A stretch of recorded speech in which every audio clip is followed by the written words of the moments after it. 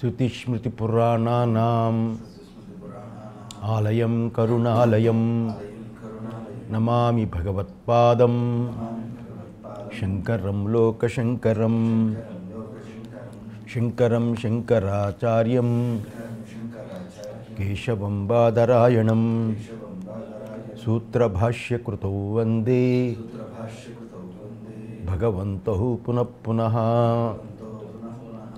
వసుదేవసుతం దేవం కంసచాణూరమర్ధనం దేవకీ పరమానందం కృష్ణం వందే జగద్గురుం. శ్రీకృష్ణ పరబ్రహ్మణే నమః. గీతోపదేశం యొక్క ఉద్దేశం 15వ టాపిక్. తత్ర ఏవం ధర్మ సమ్మూఢచేతసః. ఇక్కడ టిప్పణి ఇదైన తరువాత మైసూరు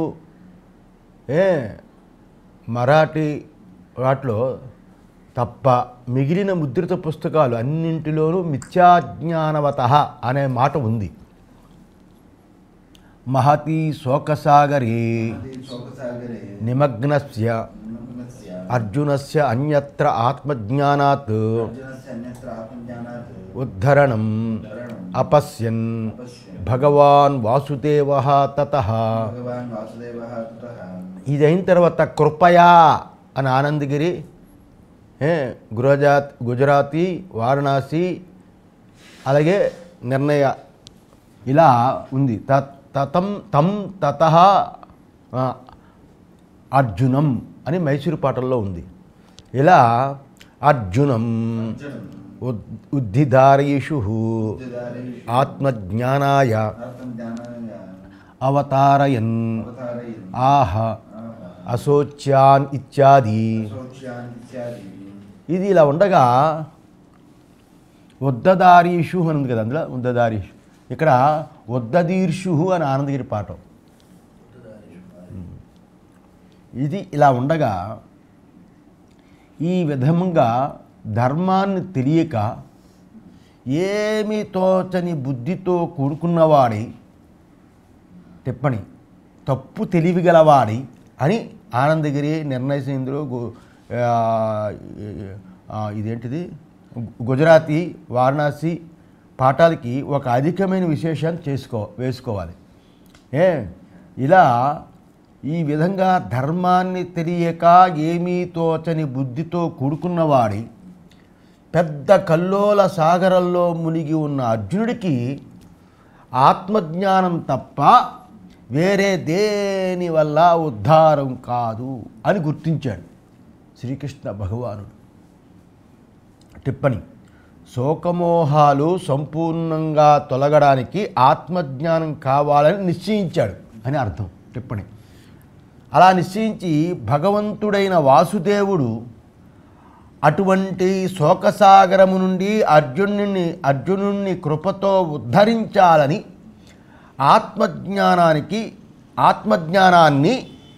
ఆత్మజ్ఞానాన్ని ప్రసాదించడానికి అశోచ్యాన్ అని మొదలు విధంగా చెబుతున్నాడు.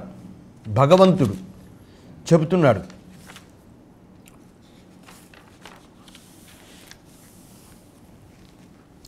శ్రీ భగవానువాచ. భగవంతుడు ఇలా అన్నాడు. ఆత్మ నిత్యము మరియు నిర్వికారము హెడ్డింగు. 11వ శ్లోకము ప్రారంభం. ఇది భగవద్గీతకి బీజం. భగవంతుడు ఉపదేశించడం అనేది ఇక్కడి నుంచి ప్రారంభించాడు. అశోచ్యానన్వశోచస్త్వం ప్రజ్ఞావాదాంశ్చ భాషసే గతాసూనగతాసూశ్చ నానుశోచంతి పండితాః. అశోచ్యానన్వశోచస్త్వం ప్రజ్ఞావాదాంశ్చ భాషసే గతాసూనగతాసూశ్చ నాను శోచంతి పండితాః. భగవంతుడు ఇలా పలుకుతున్నాడు చెప్పాను. భగవంతుడు పలుకుతున్నాడు అనే మాట అయ్యేసరికి శిష్యుడు చాలా జాగ్రత్తగా ఎలర్ట్గా వింటాడు అనే ఉద్దేశం చేత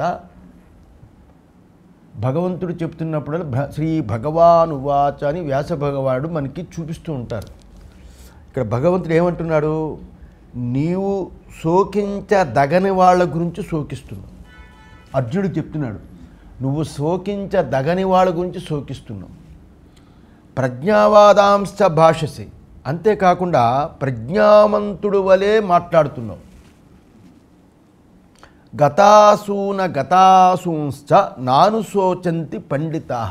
పండితులైన వాళ్ళు మరణించిన వారి గురించి కానీ జీవించి ఉన్న వాళ్ళ గురించి కానీ ఎప్పటికీ శోకించరు పండితులైన వారు అన్నాడు. ఈ శ్లోకం చేత జ్ఞానం వల్ల మోహం పోతుంది. జ్ఞానం వల్ల మోహం పోతుందని వేదాంత సిద్ధాంతం యొక్క సూచన భగవంతుని ఉపదేశం యొక్క ఉపక్రమమందు ఇది కనబడుతుంది. ఇది ఉపక్రమం. భాష్యం 16వ భాష్య భాగం. నశోచ్యా అశోచ్యా భీష్మద్రోణాదయః సద్వృత్తత్వాత్. ఇక్కడ అశోచ్యులు అంటే శోకానికి తగిన వాళ్ళు కానివాళ్ళు, అంటే శోకించదగని వాళ్ళు, శోకానికి తగిన వాళ్ళు కానివాళ్ళు ఎవరు? భీష్మ ద్రోణాదులు అని భాష్యార్థం. పరమార్థ రూపేణ చ నిత్యత్వాత్. ఎవరి గురించి మనము శోకించకూడదో వాళ్ళు అశోచ్యులు అని చెప్పబడతారు. ఎవరు వాళ్ళు? భీష్మ ద్రోణాదులు. ఎందుకంటే వాళ్ళు సదాచారులు. ఏదో భీష్మ ద్రోణాదులు సదాచారులు అంటే మంచి నడవడిక గలవాళ్ళు, మరియు వాళ్ళు పరమార్థంగా నిత్యులు అంటే నిజమైన రూపంలో నిత్యులై ఉన్నవాళ్ళు భీష్మ ద్రోణాదులు. అలాంటి వాళ్ళ గురించి శోకించదగదు. నిత్యులు సదాచార సంపన్నులు అని. తాన్ అశోచ్యాన్ అన్వశోచః అనుశోచితవాన్ అసి తే మ్రియంతే మన్నిమిత్తం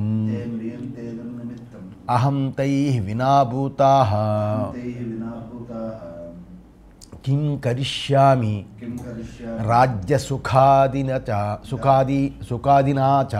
సుఖాదినా ఇతి. అటువంటి ఆ అశోచ్యుల గురించి, శోకించదగిన వాళ్ళ గురించి నువ్వు దుఃఖపడుతున్నావు అర్జున. ఎందుకంటే వాళ్ళు ఏమనుకుంటున్నావు నువ్వు? వాళ్ళు నా నిమిత్తంతో మరణిస్తారు కదా, వాళ్ళు లేకుండా నేను ఈ రాజ్య సుఖాదులు మూట కట్టుకుని ఏం చేస్తాను అని నువ్వు శోకిస్తున్నావు. ఇక్కడ శోకించడం అంటే శోచితం యోగ్యం నాస్తి యత్ర తస్మిన్ విషయే శోచితవానితి అని అర్థం. అటువంటి శోకించదగని వాళ్ళు, అలాంటి వాళ్ళ విషయంలో నువ్వు శోకిస్తున్నావు అని అర్థం. అర్జున, భీష్మద్రోణాదులు సచరిత్రులు అంటే సదాచార సంపన్నులు, మంచి నడవడిక గలవాళ్ళు. అందువల్ల వాళ్ళ గురించి నువ్వు శోకించే పనే లేదు. అది వారి వాస్తవ స్వరూపం కాదు. నువ్వు ఏదైతే భీష్ముడు ద్రోణుడు ఇత్యాదులు చూస్తున్నావో ఆ ఉపాధులను బట్టి అది వాస్తవ స్వరూపం కాదు. నిజంగా వాళ్ళు ఆత్మస్వరూపులై ఉన్నారు, నిత్యులై ఉన్నారు. అయితే నువ్వు నా నిమిత్తం చేత చనిపోతారు, వాళ్ళు లేనిదే నేను చేసేది ఏమున్నది, ఈ రాజ్య సుఖాలు అనుభవించేది ఏముంది, ఈ రాజ్య సుఖాలు నాకెందుకు అని శోకిస్తున్నావు.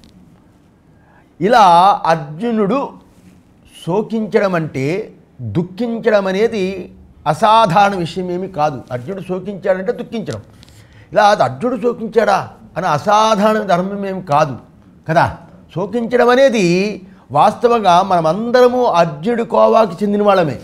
ఆయనేమి విలక్షణమైన అసాధారణ ధర్మాన్ని ఉపయోగించడం కాదు, అందరూ శోకించేవాళ్ళమే. ఇలాంటి స్థితిలో కూడా అర్జునుడికి శోకం కలగకపోతే, మరి ఏ రకమైన పరిస్థితుల్లో శోకం కలుగుతుంది అతనికి? అంత క్లిష్ట పరిస్థితి కదా.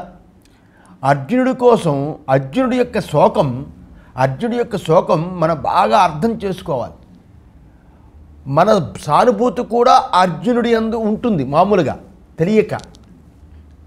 ఎందుకంటే ఇంతకంటే చాలా తక్కువ కష్టమైన స్థితి కలిగింది అనుకోండి. ఇది ఎంత కష్టము, దానిలో మైనరు చిన్న కష్టమైన స్థితిలో కూడా మనము చాలా ఎక్కువ ఒక గహన శోకంలో మునిగిపోతాం. జీవుడి స్థితి ఇలా ఉంటుంది. సాధారణంగా మానవుడు కష్టాల నుండి పారిపోవడం ద్వారా విముక్తి పొందడానికి ప్రయత్నం చేస్తూ ఉంటాడు. ఇక్కడ గొప్ప విషయం ఏమిటంటే, అర్జునుడు శాశ్వతంగా శోకాన్ని పోగొట్టుకోవాలని శ్రీకృష్ణ భగవానుడికి శిష్యుడైపోయాడు. శాశ్వతంగా శోకాన్ని పోగొట్టుకోవాలని అర్జునుడు కృష్ణుని కోరాడు. అందుకే మనకి భగవంతుని గీత లభ్యమైంది. లేకపోతే భగవంతుడి గీత లభ్యం కాదు. భగవంతుడు అర్జునుడితో, ఓ అర్జున, నీవు కారణం లేకుండా శోకించకు అని సరళంగా చెప్పాడు. భగవంతుడు అర్జునుణ్ణి నిమిత్తంగా చేసుకొని మన అందరినీ ఉద్ధరించాలని బోధిస్తున్నాడు. ఈ శోకమనే మానసిక స్థితి మనందరము అనుభవించే వాళ్ళమే, మనకు కొత్త కాదు. సాధారణంగా ప్రియమైన బంధువు మరణించాడు అనుకోండి. ఒక ప్రియమైన బంధువు మరణించగా ఒక వ్యక్తి శోకిస్తున్నాడు. ఈ శోకానికి ఫలం ఏమిటి? ప్రియమైన వ్యక్తి మరణించాడనే సత్యాన్ని ఈ శోకం ఏమైనా మార్చగలదా? మళ్ళా బ్రతికించగలదా? లేదు కదా. శోకించడం వల్ల సత్యమేది మారిపోదు. ఒక వ్యక్తి మరణించగా ఒక స్త్రీ దుఃఖిస్తుంది. ఒక వ్యక్తి మరణిస్తే ఒక స్త్రీ దుఃఖిస్తుంది. ఆమె దుఃఖిస్తూనే అక్కడి నుంచి నెమ్మదిగా లేచి పొయ్యి పట్టమని అది పెట్టి పొయ్యి వెలిగిస్తుంది. ఆ దుఃఖిస్తూనే నీళ్ళని ఆ పొయ్యి మీద ఆ వేడిని అక్కడ పెడుతుంది. ఆ నీళ్ళని బాగా మరిగించి కాఫీ తయారు చేస్తుంది. దుఃఖిస్తూనే పాలను పంచదార, ఏడుస్తూనే దుఃఖిస్తూనే శోకిస్తూనే పాలను పంచదార కలుపుతూ ఉంటుంది. దుఃఖిస్తూనే ఆ కాఫీ తాగేస్తుంది. ఇంతకుముందు కూడా ఆవిడ కాఫీ తాగింది, ఇంతకుముందు కూడా తాగింది. ఇప్పుడు కాఫీని తాగుతున్నారు. కొత్తగా దుఃఖం మాత్రం వచ్చింది అంతే. అప్పుడు తాగింది, ఇప్పుడు తాగింది, కొత్తగా దుఃఖం వచ్చింది. ఆమె బాగా ఏడవడానికి కాఫీ త్రాగడం లేదు. కాఫీ ఎందుకు తాగుతుంది? ఏడవడం తాగట్లేదు. సత్యంలో మార్పు లేదు, ఏడవడం తాగట్లేదు. కనుక మరణించిన వ్యక్తి తిరిగి రాడు అనే సత్యాన్ని శోకం మార్చలేదు. జీవించి ఉన్న వాళ్ళకి మన ఏడుపుతో వాళ్ళకి పని లేదు. చచ్చేవాడికి అంతే కదా. ఒక వ్యక్తి మరణించబోతూ తన కోసమే తాను శోకించడం కూడా అనవసరమే. అయినా శోకం కలుగుతూనే ఉంటుంది. అయితే అది మోహము నుండి, అవివేకం నుండి కలుగుతుంది. విచారిస్తే శోకం దేనివల్ల వస్తుంది?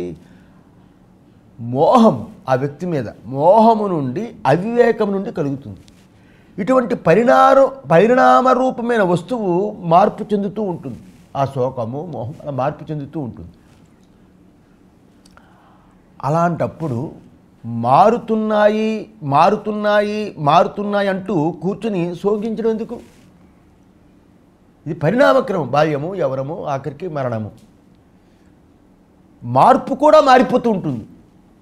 మరణస్వభావం కలదియే మరణిస్తుంది, మరణస్వభావం లేనిది మరణించదు.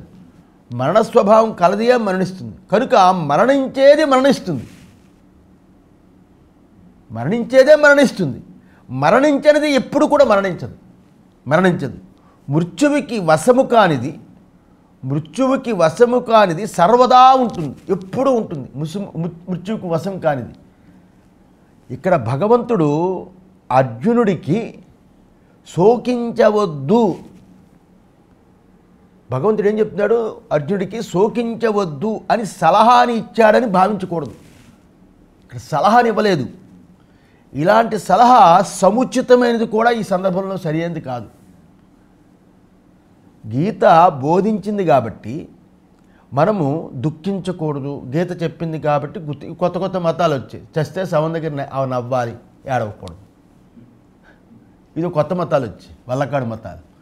అందువల్ల గీత బోధించింది కాబట్టి మనము దుఃఖించకూడదు అని కూడా భావించకూడదు.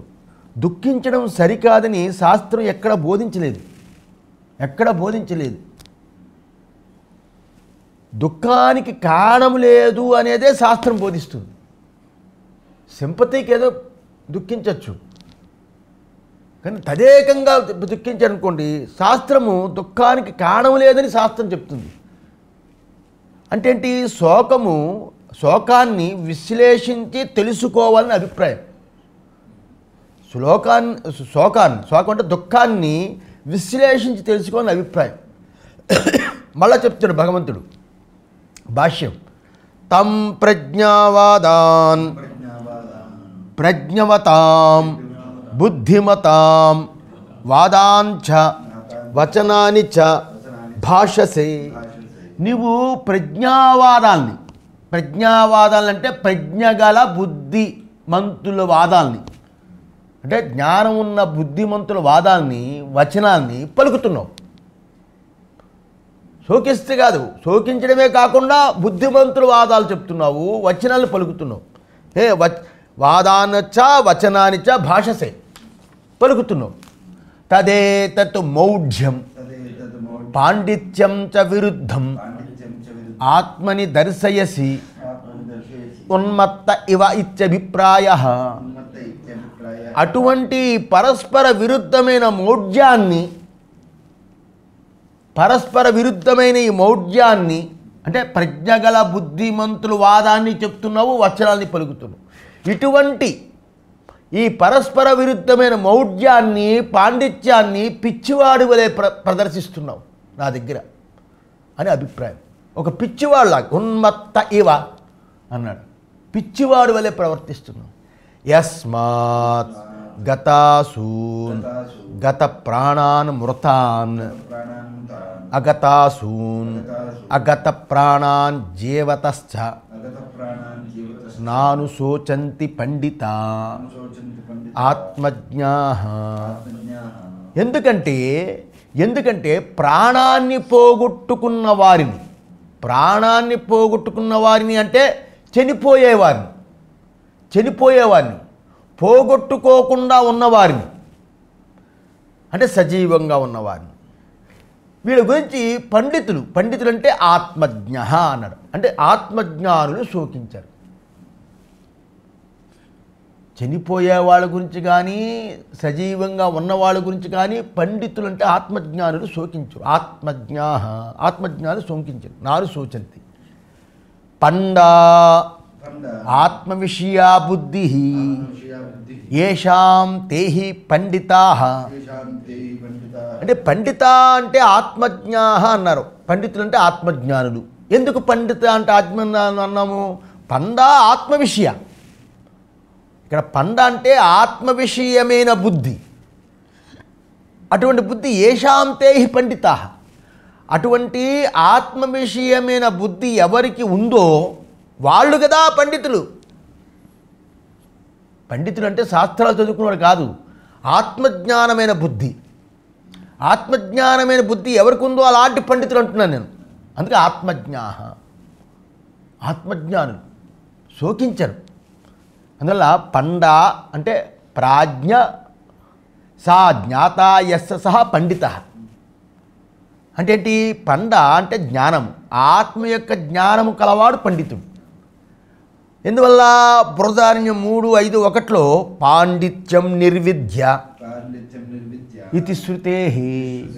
ఆ విధంగానే పాండిత్యాన్ని చక్కగా సంపాదించి, పాండిత్యం నిర్విద్య, పాండిత్యాన్ని చక్కగా సంపాదించి అని బృహదారణ్యం 3:5-1 అని శృతి దీనికి ప్రమాణం.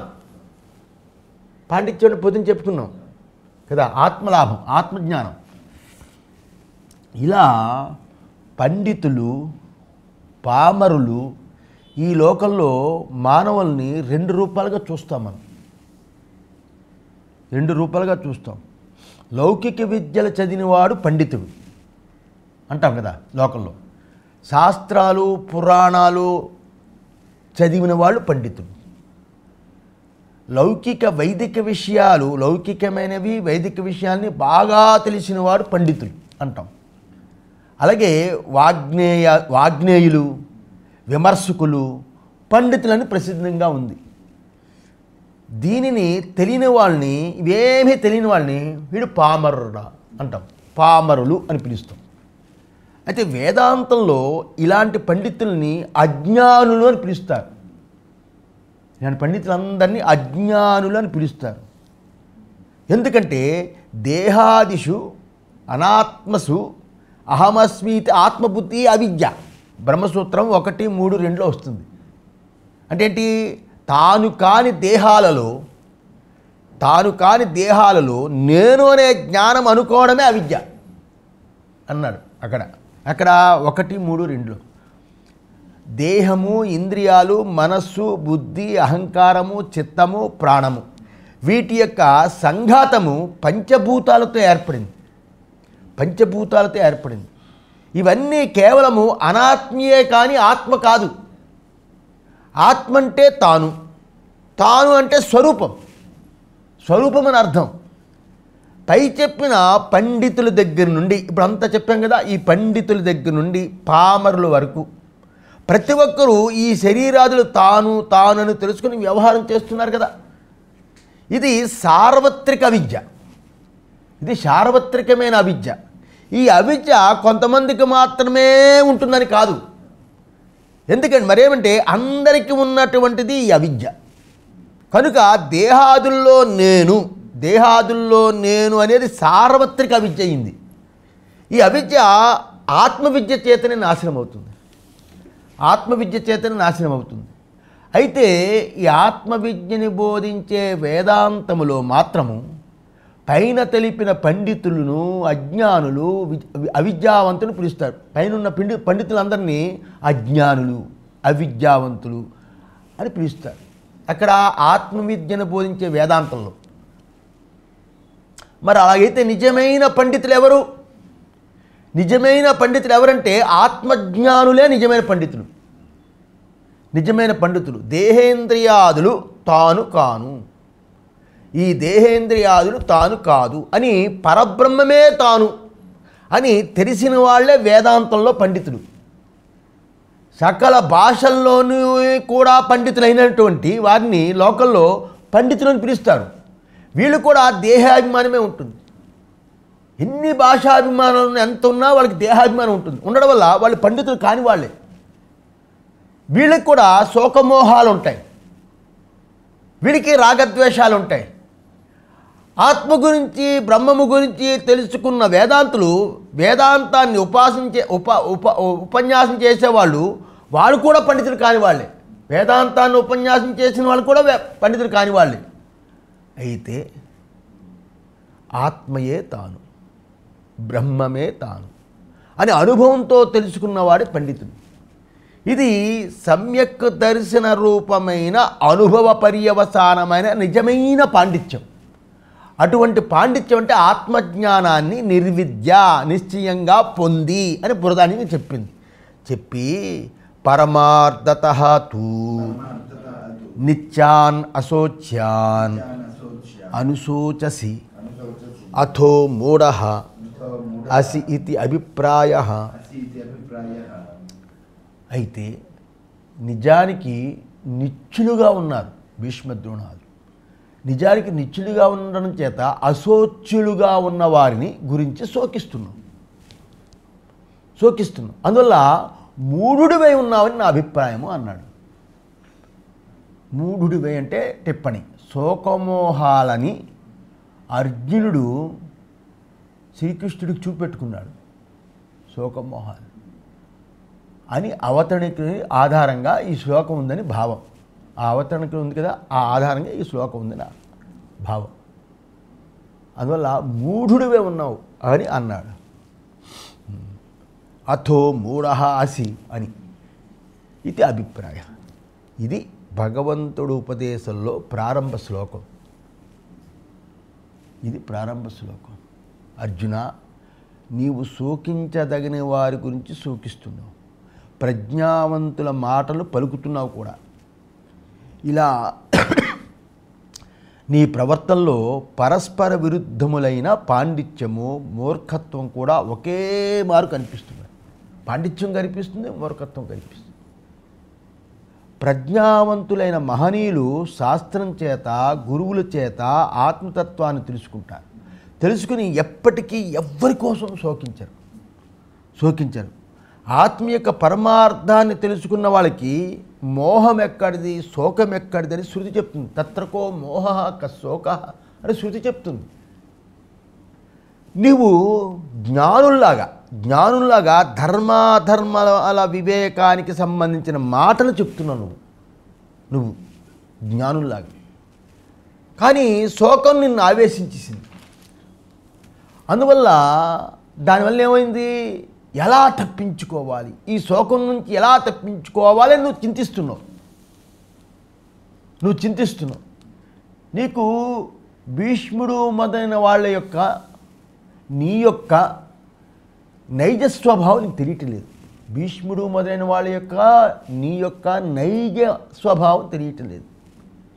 అంతేకాదు, వారి స్వరూప విషయంలో మిథ్యాజ్ఞానం కూడా నిన్ను ఆవరించింది. వాళ్ళ స్వరూప విషయంలో మిథ్యాజ్ఞానం, తప్పు తెలివి నిన్ను ఆవరించింది. ఇదే మోహం. దీనివల్ల నీకు పూజ్యులైన భీష్మద్రోణాదుల విషయంలో కూడా శోకం ఆవరించింది. చూడు, జ్ఞానులైన భీష్మాదులు నీలాగా శోకిస్తున్నారు. అక్కడ నువ్వు కుర్రాడివి, వాళ్ళు పండు ముసలి. నా వల్ల ఆ పిల్లవాడు చచ్చిపోతాడని వాళ్ళు ఏమైనా శోకిస్తున్నారా? లేదు కదా. అందువల్ల నీవు జ్ఞానుల దృష్టిని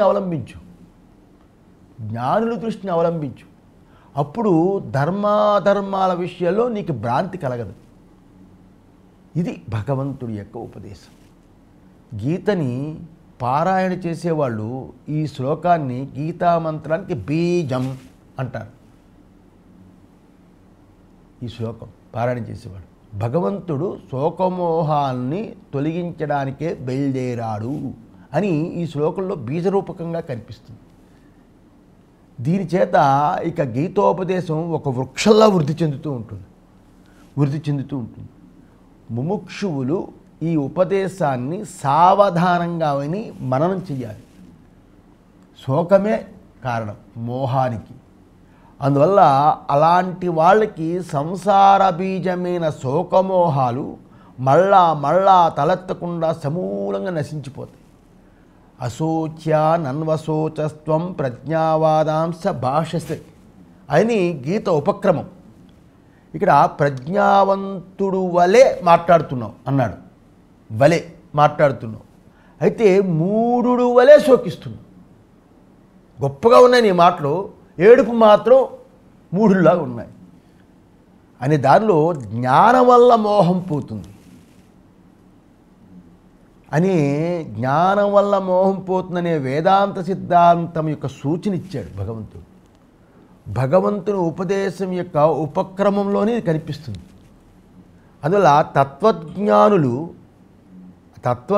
తత్వం తెలిసిన వాళ్ళు చేసిన ఉపదేశం వల్ల నీకు మళ్ళీ ఈ విధంగా మోహము కలగదు అని మధ్యలో 4వ అధ్యాయం 38 ఆ మధ్యలో చెప్తాడు. మళ్ళా 18-60 నష్టో మోహ, నా మోహం పోయిందని ఉపసంహారంలో మోహాన్ని తీసివేసే జ్ఞానానికి ప్రాశస్త్యం ఇచ్చాడు. 18-60 శ్రీ శంకరాచార్యులు వారి అభిప్రాయంలో ఆదిశంకరుల యొక్క అభిప్రాయంలో జ్ఞానం అంటే ఏమిటి? జ్ఞానం అంటే ఏమిటి? జ్ఞానం అంటే ఆత్మతత్వజ్ఞానం. ఆత్మతత్వజ్ఞానం. ఏతద్బుద్ధ్వా బుద్ధిమాన్ స్యాత్ కృతకృత్యశ్చ భారత అని 15వ అధ్యాయం 20లో అంటాడు కదా. అని జ్ఞానమాత్రము చేత కృతకృత్యుడు అవు. జ్ఞానమాత్రము చేత కృతకృత్యుడు అవు.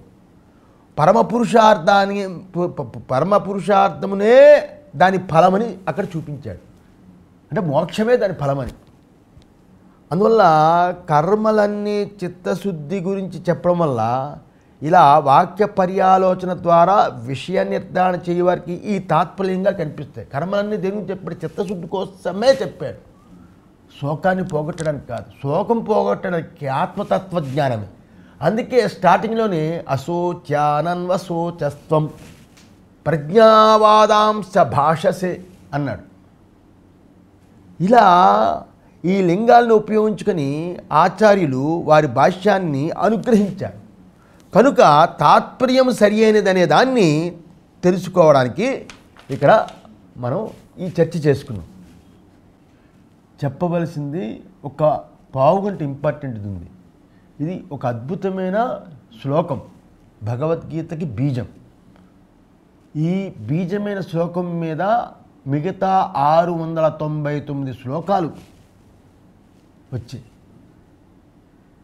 ఎందుకంటే మనకి ఎప్పటికీ చావు లేదు అనేది ఇక్కడ సూచన. శోకించదగని వాళ్ళ గురించి శోకిస్తున్నామంటే వాళ్ళు నా వల్ల చచ్చిపోతారు అనేది అక్కడ పెట్టుకుని చెప్పింది కదా. మనకి ఎప్పటికీ చావు లేదు. మానవుడు ఆనందంతో పొంగిపోతూ ఉన్నప్పుడు తనకి తోచినట్లు నడుచుకుంటూ ఉంటాడు. కానీ అతని ప్రయత్నానికి ఏదైనా ఒక అడ్డు తగిలితే విషాదంలో కుంగిపోయి ఇప్పుడు నేను ఏం చేయాలి దేవుడా అని వాడికి తోచకుండా అయిపోతాడు. ఇలా కుంగిపోవడము మానవుడికి సహజ స్వభావం. ఎన్ని జన్మలు ఎత్తినా కూడా మనస్సులో ఎలాంటి మార్పు కూడా లేకపోవడం చేత ఈ ద్వంద్వాల ప్రవాహానికి లొంగి తిరుగుతూ జన్మలు ఎత్తుతూ సామాన్య ప్రజలు ఆ రకమైన స్వభావంలో పడిపోతూ ఉంటారు. కానీ కొందరికి మాత్రము కుంగిపోవడము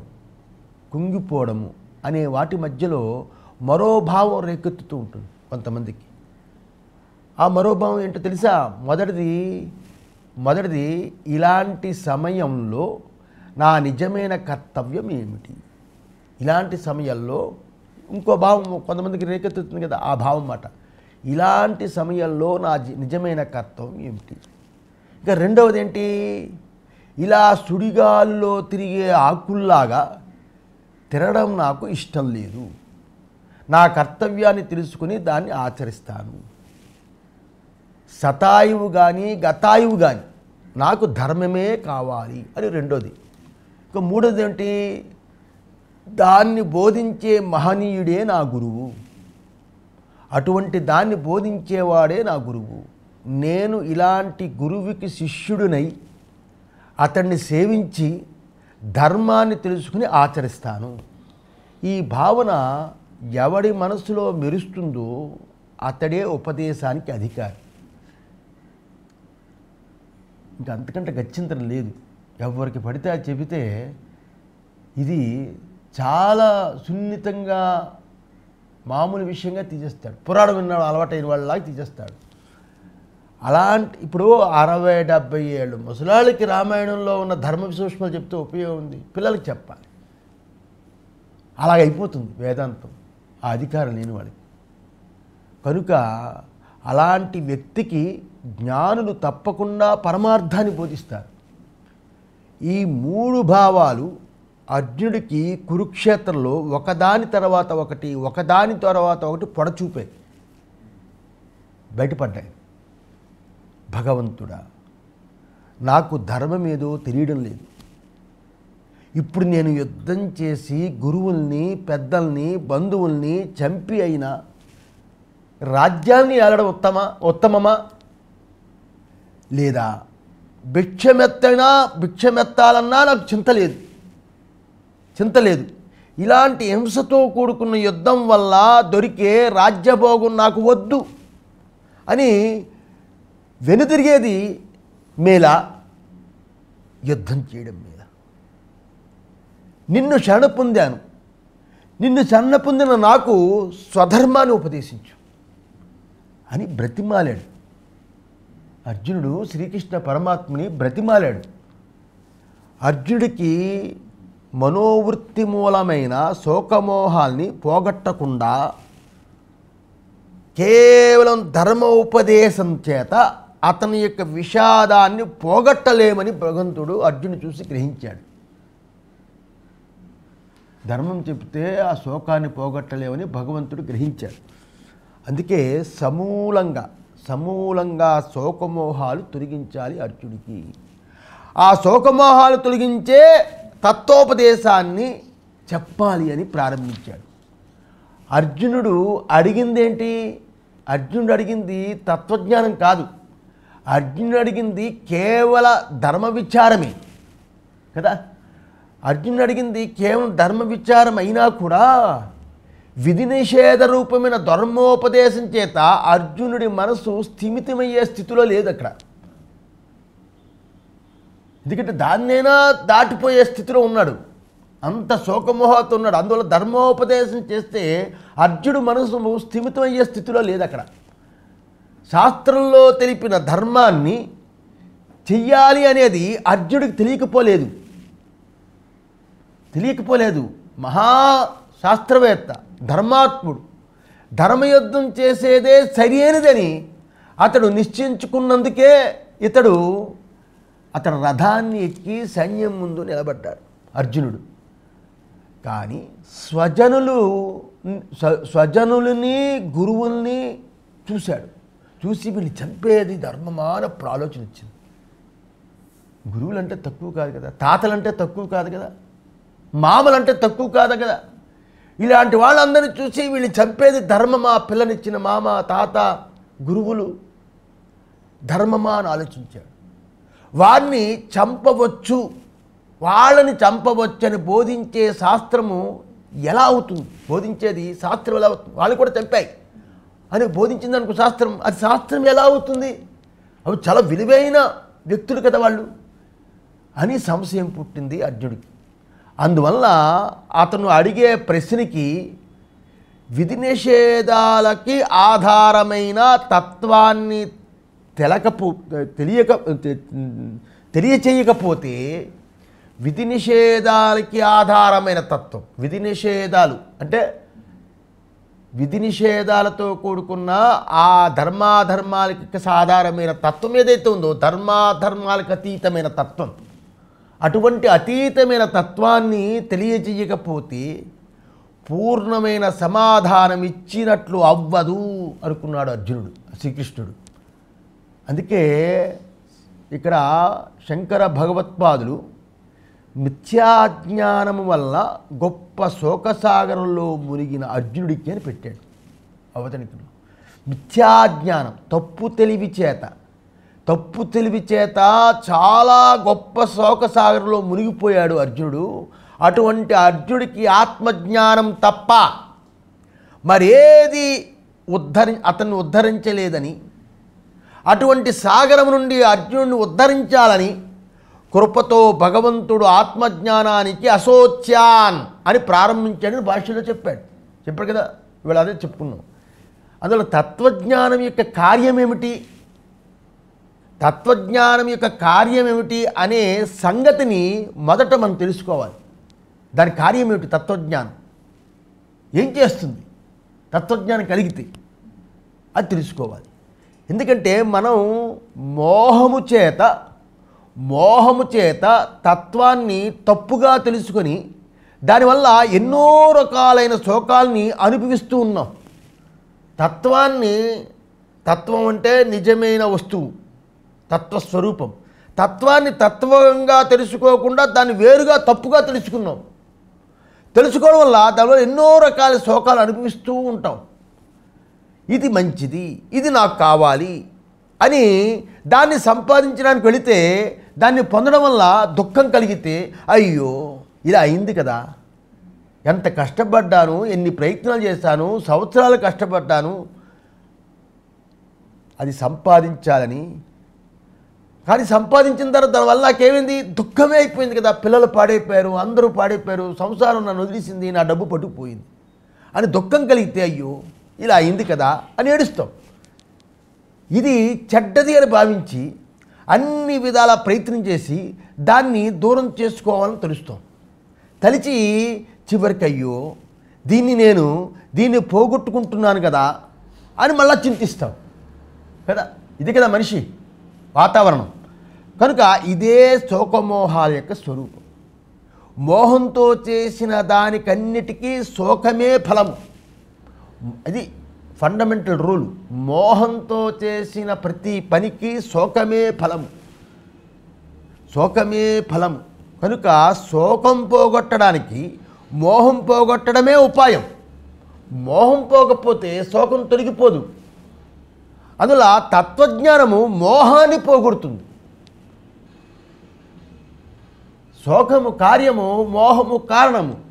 దాన్ని పోగొట్టేది ఒక తత్వజ్ఞానం మాత్రమే. శాస్త్రము ఉన్నతత్వాన్ని ఉన్నట్లు తెలుపుతుంది, తెలిపి శోకాన్ని తొలగిస్తుంది. అందులో శాస్త్రం ఎప్పుడూ కారకం కాదు.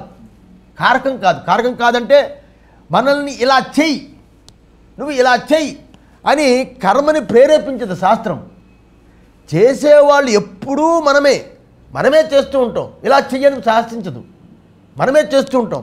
శాస్త్రం ఉన్నదాన్ని ఉన్నట్లు చూపిస్తుంది. అందుకే భగవంతుడు మొట్టమొదట తత్వజ్ఞానుల యొక్క లక్షణాన్ని అర్జునుడికి ఉపదేశించాడు. అశోచ్యానన్వశోచస్త్వం ప్రజ్ఞావాదాంచ భాషసే. తత్వజ్ఞాని యొక్క లక్షణాన్ని చెప్పాడు, అర్జునుడు చెప్పాడు. అర్జున, ఎవరి కోసం శోకించే పని లేదో వాళ్ళ కోసం నీవు శోకిస్తున్నావు. పండితులు, తత్వజ్ఞానులు ఇలా చెయ్యరు. ఎవరు ఉన్నవాళ్ళ కోసం లేదా చచ్చిపోయిన వాళ్ళ కోసం ఎన్నడూ శోకించరు. ఎవడు ఏ కారణం చేత కూడా శోకానికి వసులై తమ కర్తవ్యాన్ని మరవకుండా ఉంటారో, శోకానికి వసులై తమ కర్తవ్యాన్ని మరవకుండా ఉంటారో వాళ్ళే పండితులు. వాళ్ళే నిజంగా ఈ జీవితంలోని రుచిని చూచేవాడు. అలాంటి గురువులకి సేవ చేయాలి. ఆరోగ్యరీత్యా కానీ, బయట వాతావరణ రీత్యా కానీ, దేనివల్లైనా ఆ నైష్టికతని వదలకుండా నిలిచే వాళ్ళు పండితులు. అలాంటి గురువులు వారే నిజంగా ఈ జీవితంలోని రుచిని చూసేవాడు. నువ్వు కూడా జ్ఞానుల దృష్టిని అవలంబించు.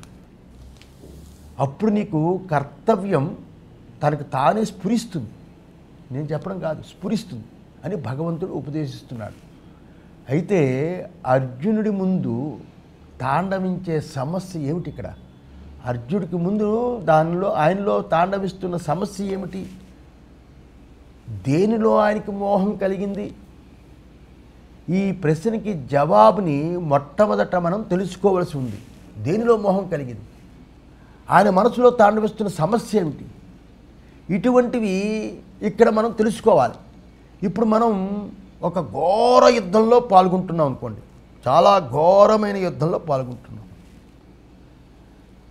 దీని ఫలితం ఏమైనా పర్వాలేదు, ఘోరమైన యుద్ధంలో పాల్గొంటున్నాం. దీని ఫలితం ఏమైనా కూడా ముఖ్యులైన నాయకులంతా ఈ రణంలో చచ్చే తీరిపోతారు. అటో వచ్చి ఇటో వచ్చి ఎవరైనా ముఖ్యమైన నాయకులు చచ్చిపోతారు.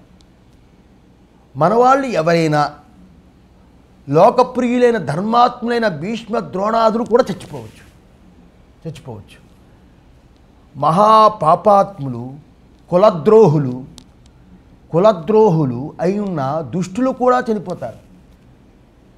వాళ్ళకి ఎలాంటి ముఖ్య ప్రయోజనం లేకపోయినా కూడా కౌరవ పాండవులపై ఉన్న స్నేహభావంతో వాళ్ళకి సహాయం చేయడానికి వచ్చిన వాళ్ళంతా తప్పక వాళ్ళు పాప చచ్చిపోతారు. వాళ్ళతో వీళ్ళతో స్నేహభావం, మధ్య మార్గం వాళ్ళు ఉంటారు కదా, పాప వాళ్ళు చచ్చిపోతారు. వీరులైన నాయకులే కాదు, వాళ్ళ యొక్క సైన్యంలోని రధికులు, సారథులు, మావటి వాళ్ళు, ఇలాంటి వాళ్ళు అందరూ తప్పకుండా మట్టిపాలైపోతారు. అది ఎలాంటి మారణ హోమం, అది కురుక్షేత్రం అంటే ఎలాంటి మారణ హోమం. ఇదే అర్జునుడి ముందు నాట్యం చేస్తున్న భీకర చిత్రం. ఇది మనం గుర్తుపెట్టుకోవాలని మళ్ళీ చెప్తున్నా.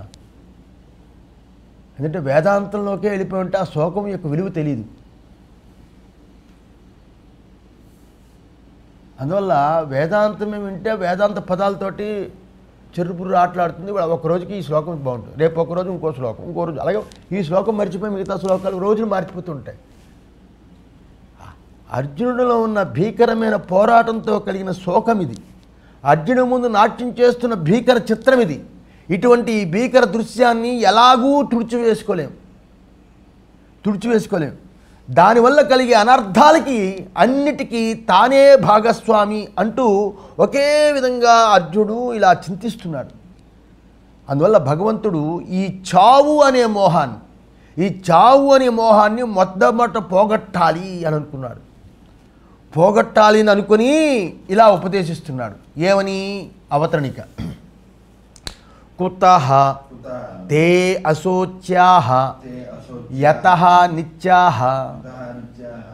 ఎందువల్ల వాళ్ళు శోకించదగని వాళ్ళు. చూడండి, అదే నడుస్తుంది.